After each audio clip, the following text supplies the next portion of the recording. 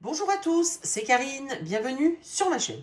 Aujourd'hui, je vais partager avec vous la recette de la purée de dattes faite au Thermomix. Je vous mettrai tous les ingrédients dans le descriptif de la recette qui se trouve en dessous. N'hésitez pas à vous abonner et à liker pour me donner un coup de pouce et activer les notifications pour être averti de toutes les vidéos mises en ligne. Pour cette recette, je vais prendre le Thermomix, je vais sur Balance. Je mets 250 g de dattes dénoyautées. Si vous avez des dattes avec le noyau, pensez bien à l'enlever.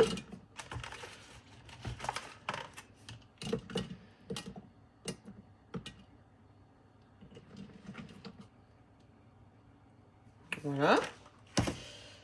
Et je mets 200 g d'eau.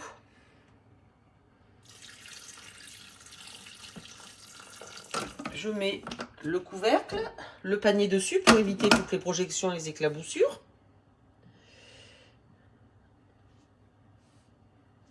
Et je vais passer mode cuisson 10 minutes.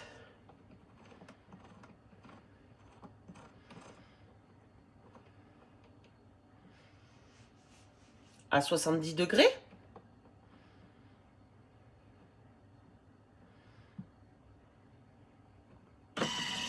Petite cuillère.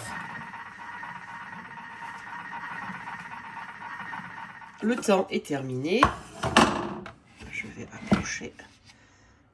Voilà ce que vous devez obtenir. Je remets le bouchon sur le couvercle. Je mets 20 secondes. Vitesse 9.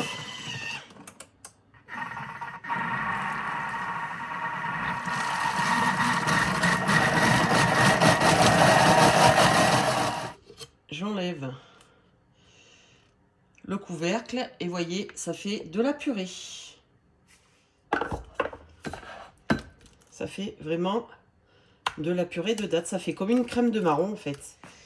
Cette purée de dattes, vous pourrez vous en servir pour plusieurs choses. Petite tartine de pain, crêpes, dessert, etc., etc. Vous pouvez même la mettre dans des yaourts. Et là, je vais l'utiliser pour faire le sucre dans mes prochaines pâtisseries. Donc, je vais faire une autre recette qui va suivre. Vous mettez autant de purée de dattes que de sucre demandé. Moi, j'allège toujours mes gâteaux, mes pâtisseries, mes desserts, tout ça, je les allège toujours en sucre. En général, pour un gâteau, un biscuit, alors ça dépend lesquels, hein, bien évidemment, je mets environ 80 g de sucre. Donc là, je vais faire une autre recette.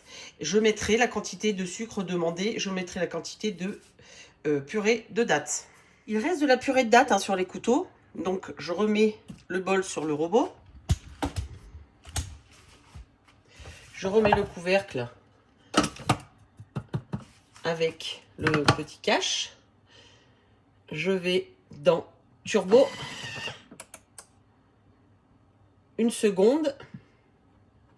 Et normalement, tout doit se décoller du couteau.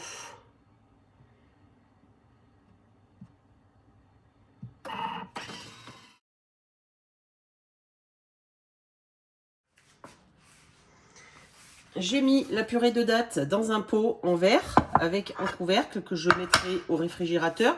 Je vais me servir de ce que j'ai besoin et je la conserverai au frigo. Bonne dégustation!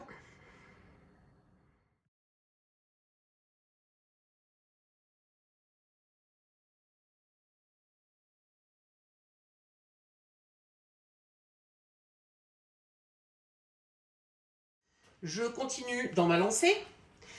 La deuxième recette, je vais vous proposer une galette sucrée au vin blanc et à l'huile d'olive. Et je vais me servir de sucre de base de la pâte de dattes que j'ai fait juste avant. Cette galette au vin blanc et à l'huile d'olive est légèrement feuilletée et croustillante. Je vous mettrai tous les ingrédients dans les descriptifs de la recette. Quand on fait des vidéos, on a énormément de vaisselle. Je prévois toujours dans mon organisation de faire le moins de vaisselle possible. Pour cette recette, cette deuxième recette, je vais garder le même bol que j'ai fait avec la recette précédentes. De toute façon, je vais en inclure dedans. Je prends le même bol. Pensez quand vous faites des recettes de pâtisserie ou même de cakes sucrés, cakes salés, etc., etc. Ce n'est pas la peine souvent de le laver. Vous pouvez enchaîner toutes les recettes. Il faut avoir une organisation pour pouvoir se dire que le sucré passe avant le salé ou le salé passe avant le sucré. Moi, je fais toujours mes sucrés et après, j'avise, je fais mes salés. Vous pouvez faire l'inverse, hein, mais des fois, les salés, il y a des choses qui sont un peu plus liquides. Du coup, c'est moins facile. Dans le bol du robot, je vais mettre 150 g de farine. Oups.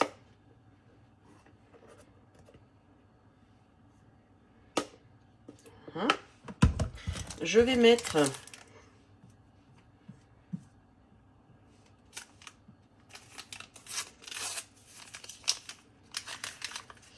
c'est pas très, l'endroit où je mets mon robot est pas très facile pour pouvoir filmer. Je mets de la levure chimique, vous mettez à peu près 2 pincées, hein. Et la purée de dattes que j'ai fait précédemment va rentrer en jeu et je vais mettre 50 g. Je devais mettre 50 g de cassonade, je vais mettre 50 g de cette purée. Voilà, 53 g. On n'est pas à 2-3 g près, hein. Je mets le couvercle. Et je mélange 20 secondes. Vitesse 2. 3.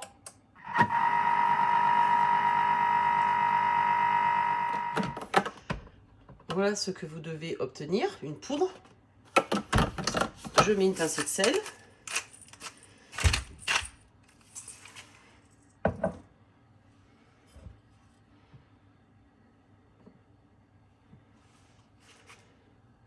« 40 g de vin blanc. Vous prenez du vin blanc moelleux de votre choix.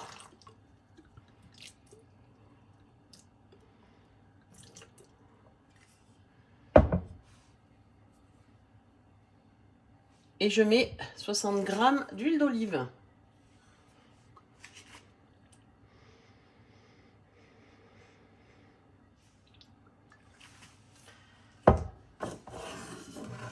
Je remets le couvercle.